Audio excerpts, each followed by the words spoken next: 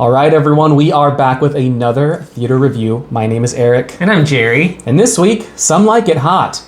But we don't, because we had to turn all the fans off in this room to record this video, and I'm already sweating. So we only have 5 minutes to do this. We're going to talk really fast.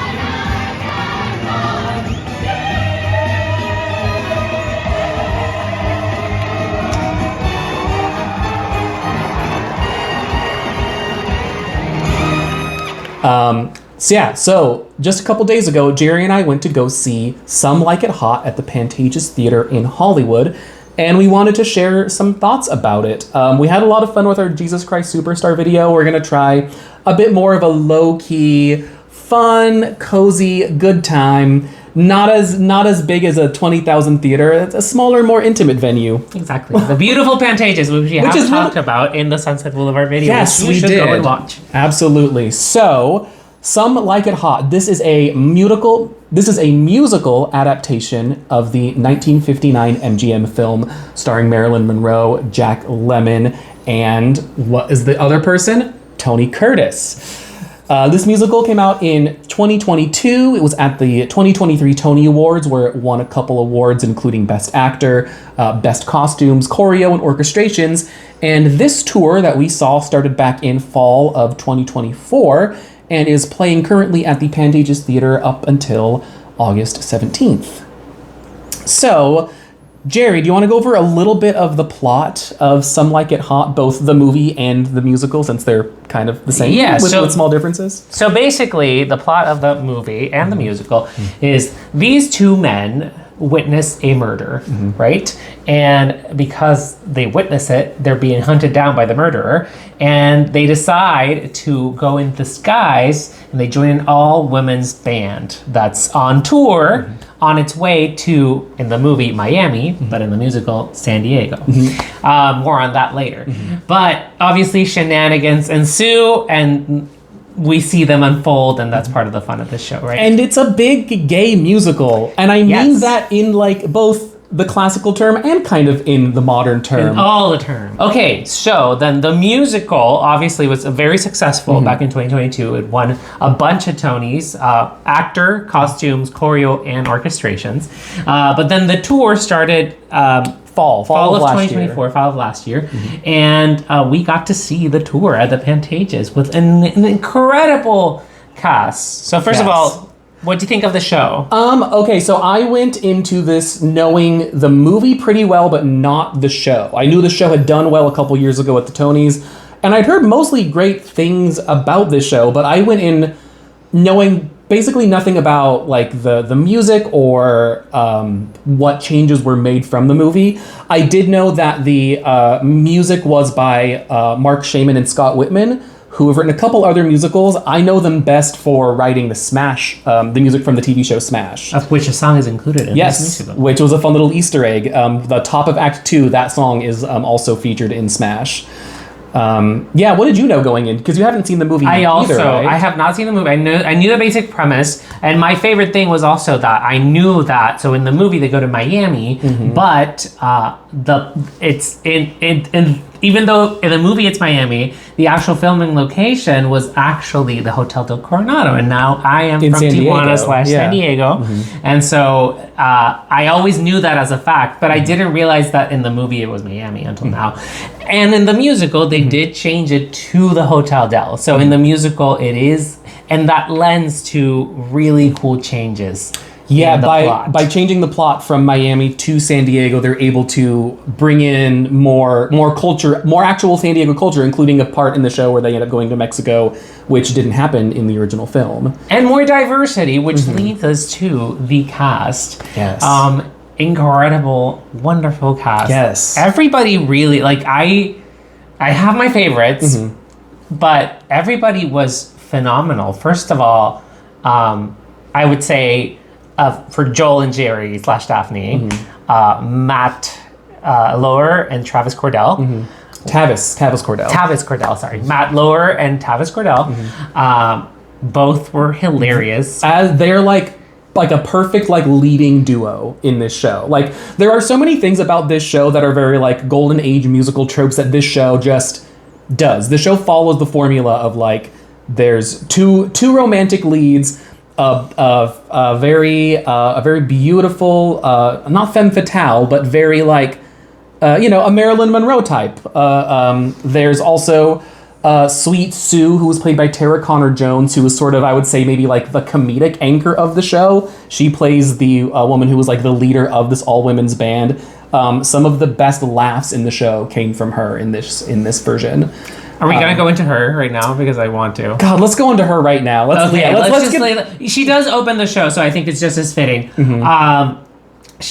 Tarra Conner Jones is going to be, I'm calling it right now, a star on TV and film and whatever. She is so funny. We saw her in A Strange Loop last year. She was in the tour of A Strange Loop, and she was one of the best parts of that show. She was my favorite part of the show, but here she like shines. There are scenes where she's literally just standing on stage, but it's like so precise. Her comedic timing, her eyes, her facial expressions. She is so freaking funny, and I'm obsessed with her. She is a woman who is over it, and she is not afraid to let you know that she is over it, and she is over you. And on top of that, her voice is incredible. Her voice is absolutely beautiful. It's this beautiful, like classic, like jazzy, brassy voice that has such like a resonant, like vibratory timbre to it that every single song that she sings is just so powerful. She brings it. She is like the cherry on top of like what is already a great show. I mean, the part of Sweet Sue is obviously written to be this like comedic sort of not relief, because the whole show is a comedy. She's not a comedy relief, but she is like every time she comes on stage, she lights up. You are always excited for the next thing that she's gonna say, and like excited for how she's going to make it the funniest thing you've ever heard. Yes. So amazing. We left off also. So Matt and Tavis were wonderful as well.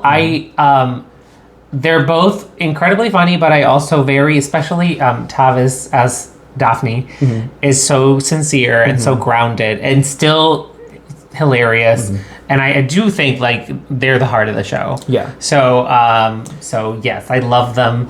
Well, because I think we should say that like really one of the biggest changes in this musical to the movie is how much more it leans into the gender roles at play in this, specifically with Tavis, who plays Gerry / Daphne. In this production, this show modernizes the gender journey that both Joe and Gerry go on, but especially Gerry, who ends up becoming Daphne first as a way to just disguise himself to like avoid being taken out by the mafia, but eventually by taking on this new gender role discovers that like Gerry actually wants to be Daphne and wants to stay this way and wants to live in this female persona that she's now crafted for herself, which is so beautiful in that this show that is set in the 30s based on a movie from the 50s now in the 2020s is able to like have this very beautiful message about gender and like how we present ourselves to the world and how the way we present ourselves makes ourselves feel, and letting in other parts of ourselves that maybe society deems to be inappropriate, especially at a time like the 30s. Tavis in this role takes us on that journey and does it so sweetly. There are moments in this show that I teared up at, fully surprised. I was shocked that this show made me cry. But in the heart, underneath all of this comedy, there is such a heart to the story of that these characters go through, and I love that. I love that about this show. Also, of course, our beautiful, beautiful leading lady, Leandra Ellis-Gaston as Sugar Cane. She was so talented and beautiful and lovely. I mean, that's big shoes to fill. It's Marilyn Monroe. Exactly. It's the Marilyn Monroe character. And she does fill it. If anything, it lets us with, like you said, we wanted more songs for her. She gets a lot of the ballads, which are very, like, sweet, but sometimes they put the story to a halt. So that was, like, our only... But as for her, I think she is killing it. she was incredible. Yeah, I think that I have no issues with Leandra as Sugarcane. I have issues with there's so much going on with Gerry and Joe and Sweet Sue. I almost feel like sometimes the plot kind of forgets to center Sugar also. Yes. Like we said, Gerry / Daphne is the heart of the show. Sue is the comedy heart of the show.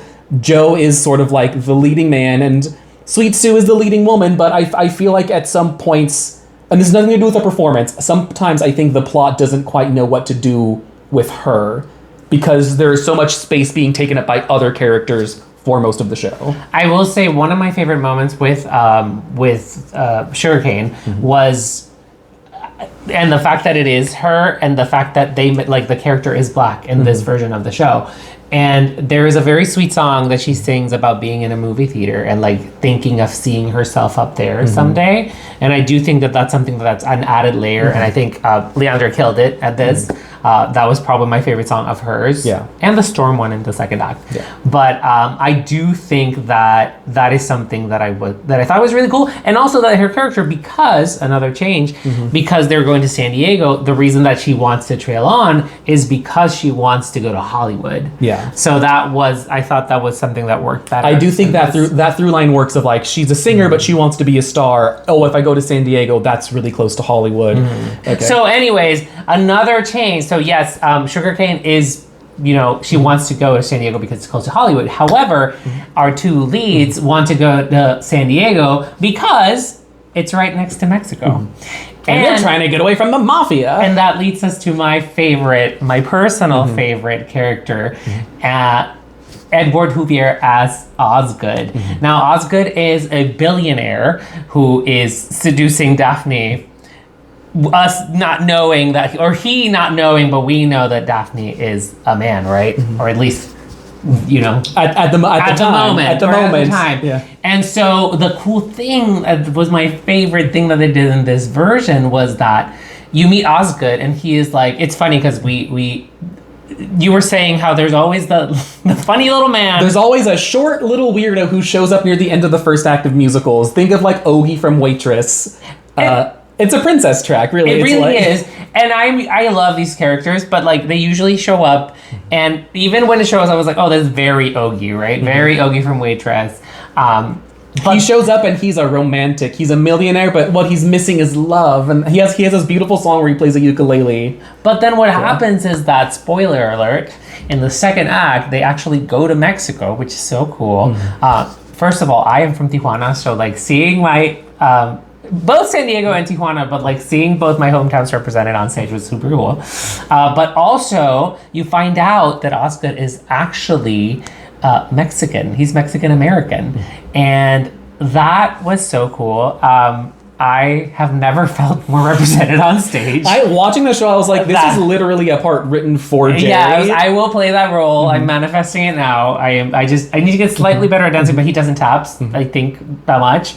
And so everyone's great. This is a great dancing show. This is a great dancing show. Like everybody in this show taps. But like, Osgood is the most like, I move, but I'm not a dancer. Yeah, so because he's funny, but he's funny. But he's a funny man. But anyways, it is this like sort of queer Mexican American white passing person, and so they kind of expanded that because in the movie that's not a thing, and I thought that was lovely and wonderful. And also the thing that moved me, I mean, his song, and you were saying that song made you like, this is near the beginning of the second act. He sings this love song to Daphne because Daphne is a little bit she's kind of pushing him off. She's like, listen, dude, you don't want me. You don't know enough about me to love me because you don't know my secrets. And Osgood's whole thing is like, I don't care what your secrets are. Like, I see the beauty inside and out, and I don't care. Like, there's nothing you can do that would convince me that you're not worth loving. And he sings this song about mariposas, about butterflies, about blossoming in becoming like your most beautiful self. And it's this song that starts off really silly, like he's a very comedic character, and he sort of has this, it's like, oh, this is a lullaby that my mother would sing about mariposas, and by the end of the song I was tearing up at this song because it's both Osgood's rendition of the song, but it's also Daphne's reaction of like starting to not just fall in love with this man, but also fall in love with herself, like fall in love with this new side of herself that she didn't know existed. And I just think that the way that the show sort of sneaks that very heartfelt moment in, and it sneaks up on you, like that. Like I touched my, like, oh my God, I'm crying. I didn't realize that's where this song was going to take me. And that's just a credit to both of the performers and like the writing of this show just being so good. For a movie that was, you know, from the 50s and didn't delve too much into like the inner workings of like what does it mean to cross dress, or what does it mean to embrace your more feminine side. You know, the movie's a lot more comedic about it. This show really took that opportunity to like delve into like the politics of gender expression and like the idea of like loving yourself. And even identity, I would say that that's something I liked about Osgood's character, that it's comparing, and I think that's why, as a queer Mexican white passing man, me too, by the way. Yes, we both are. It's just we were called that. You're, and some other comments people left, like in our last video, wonder what white bread people and all these white people with their theater opinions. I'm like, okay, well, not all the way. But it was so beautiful that it is this intersection of like, you know, how that sometimes there's facets of yourself, and there's different facets of yourself, and the world will see you different ways. Exactly, and I think you don't always get a choice in that, but what matters is how you choose to see yourself, which is a beautiful layer that that Osgood's character in this version adds, and I thought that was lovely. And also with Sugar Cane being a black woman in this version of the show, it also has to do with like, you know, the world sees her a certain way, but she wants to see herself as a star regardless of how the world may see her as a black woman in the 30s. And Sweet Sue. And really this whole show is about that. And especially given that this show is like set during the Prohibition era when alcohol was illegal.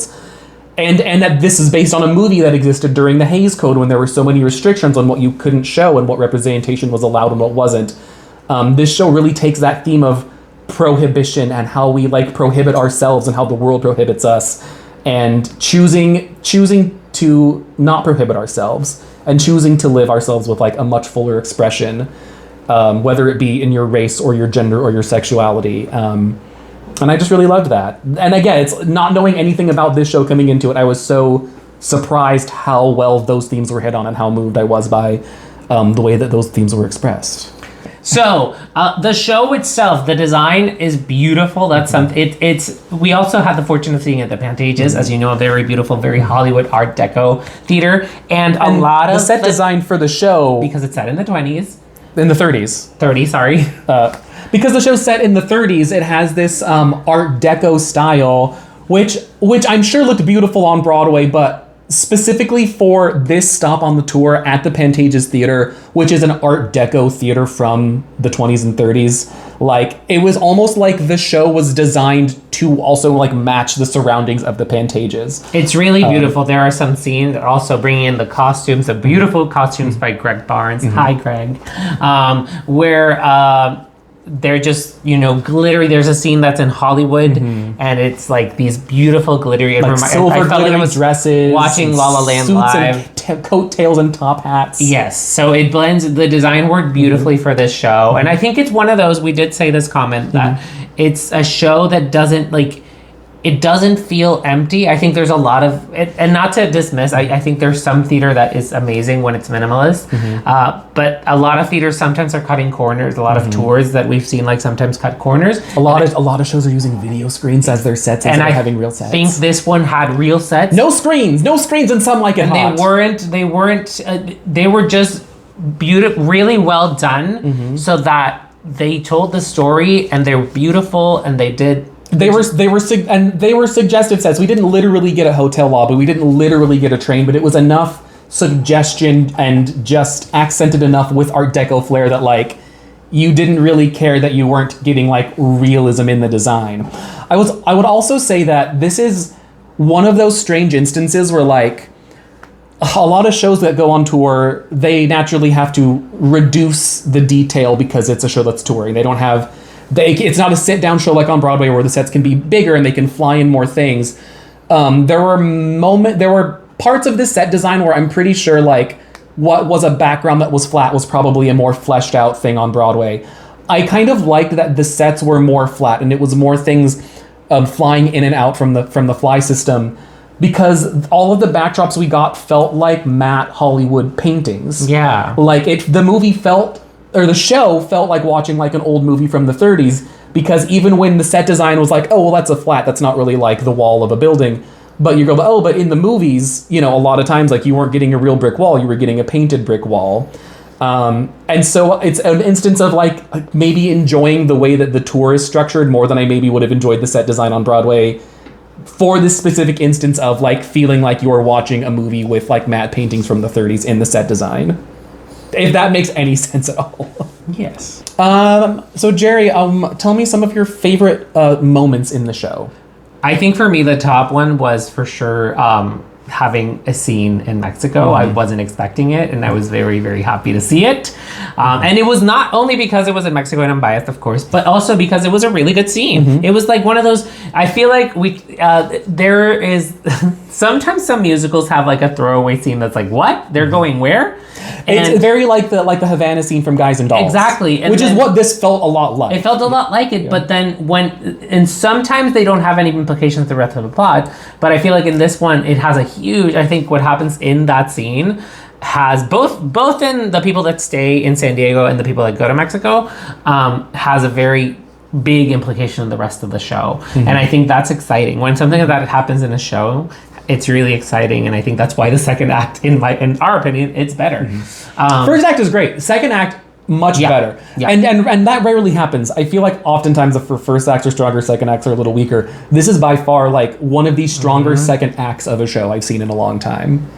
And then what was one of your favorite moments? Well, one of my favorite moments, but like one of my favorite set design moments was when these beautiful Art Deco lamps came down from the ceiling, because the lamps came down and I was like, oh, that's a lamp in the lobby of the Pantages. It's just one of those moments of like synchronicity in like the set reflecting the design of the theater that it's in so perfectly. And I'm sure not on purpose, because this show is touring to many theaters across the US. It was a happy coincidence. But it was a happy coincidence, a happy accident that like these beautiful lamps come down, and every time these lamps came down, I went, Gerry, the lamps. I wanted these lamps to come down all the way, and they wanted them to grab them and swing them over the audience like in Hadestown. I didn't care if it made any sense. It doesn't really make sense in Hadestown either, but it's a beautiful moment. But it was that there was like a chandelier in the set design that also was like, oh, that's just part of this theater. It's the theater on the ceiling above us right now is the chandelier that's on stage right now. But when it comes to show moments, there is like near the end of the show, there is this like I would say the climax of the show is this very, very intense tap number / door chase. You know, a door chase when there's a bunch of doors sliding around on stage and actors are going in one door and then flipping around and then going through another door and then people crossing each other in hallways, like a Scooby-Doo. But imagine that, but it's also a tap number.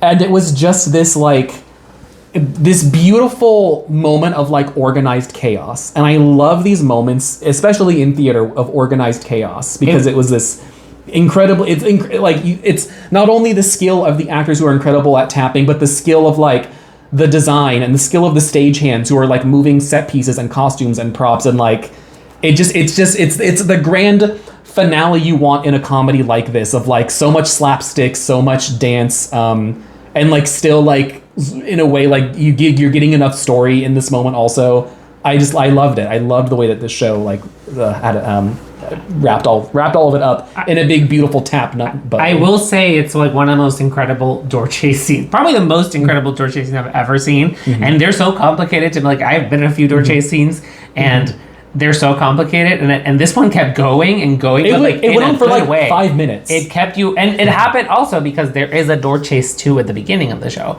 So you weren't expecting this one is like two door chases. There's 2 door chases, and the second one is like whoa. But the first one is also cool. Directorial wise, it's something that I also thought was really, really cool, was like how the tap, because they're tap numbers, but also the tap is kind of also mimicking gunshots. So it's like, because it's a gangster chase. So it's like a funny little tap number, but it's like da da da da da da, and people are like, "Oh no, we're tapping." So I thought that was directing wise one of my favorite directing choices. Specifically, the moment when like the door opens and it's like suddenly the chorus line of girls, and it's like like every woman, like all 15 women in the ensemble, like coming out this door, it's almost like when a magician is like pulling like an endless handkerchief out of his sleeve, but it's like women in taps, like all linking in arms, and they just keep coming out of this door over and over again. It's so good. Kudos to all the cast. They were truly incredible. Like all of them were so good, and their little like the voices were incredible. The dancing was incredible. Those quick changes, because we see them like yeah, flawless. I loved it. Yeah, and I think anything else that you want to touch on before we close?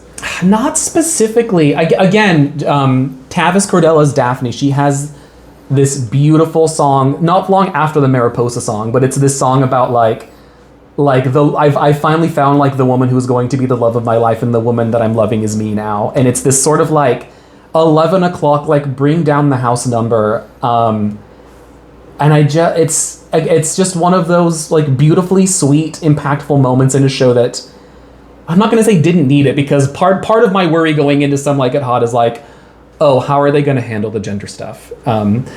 Because men dressing up as women is like a trope as old as theater itself. But it's very easy to play into like the comedy of those tropes while punching down. And this show does such a good job of playing into the comedy of like mistaken identities and like and disguise, but always punching up about it. I think specifically about like the moment when Sweet Sue like learns the truth that like, oh no, that Josephine and Daphne are maybe not entirely Josephine and Daphne. And her reaction isn't, I'm disgusted because these men tricked me into thinking they're women. I'm disgusted because they're about to ruin this concert that's really important to me. Like, the comedy isn't in the disgust of, oh my God, a man dressed as a woman. It's always like more personal than that. Which apparently has like been the reason why people have not liked this show, especially older audiences, not calling specific people out. Which is ridiculous, because if you really watch the movie and you think about what the plot's about, like not expecting it to be queer, and you know, the movie is surprisingly queer for a movie from the 50s, as much as it can be. Then what are you going into? Obviously, you know, you have to adapt it for a modern audience, but that doesn't mean I think the heart of the story is there, and it's a beautiful message. And honestly, it's come on people, come on, it's 2025. You can't say no. Actually, being a woman's embarrassing. No one should ever want to be a woman. Ugh. That's what they want. That's what they want. They want to make fun of women. But anyways, this is a beautiful show. It's still playing one more weekend here at the Pantages in LA. Closes on the 17th. We highly encourage you to check it out. It's going to a bunch of other cities after this, so if it's near your hometown, please check it out. I will say that this was one show that I was curious about, but like not necessarily wanted to, like I was like, oh, it's one of those like, if I miss it, whatever. And I am very, very happy that we do not miss it. Right. And also thank you to our friend Danielle, who was able to get us these tickets. I mean, again, I don't think we would have like gone out of our way to go. It was a happy chance that these tickets were available and were gifted to us by our friend, and we want to thank you for that. And but you should go out of your way and see the show. It's absolutely. really, really good, and you will not regret it. So sweet. Awesome. Well, this has been another theater review. I'm having fun with these. We should do more of these. We're about to go to London to see a couple shows, so I'm sure that you're going to get a couple more reviews coming very soon. Please comment if you've seen the show, what you think, if you've seen the movie, if you dislike the changes, we want to know. Yeah. And we'll see you in our next one. Yeah, remember to like and subscribe, and tell your friends, if especially if you're like an LA person who loves theater, because I think we want this YouTube review series to be very focused on LA specifically, highlighting the great theater because we have great theater in the city. Do. Come on, we y'all. do, and so we're going to do more of that. So if you're an LA theater person, if you're not, if you want to visit LA and you want to know about shows, like ask us. If there's something you want us to review, let us know, and we'll see what we can do. Anyway, my name's Eric. And I'm Gerry. And we'll see you later. Bye. Bye.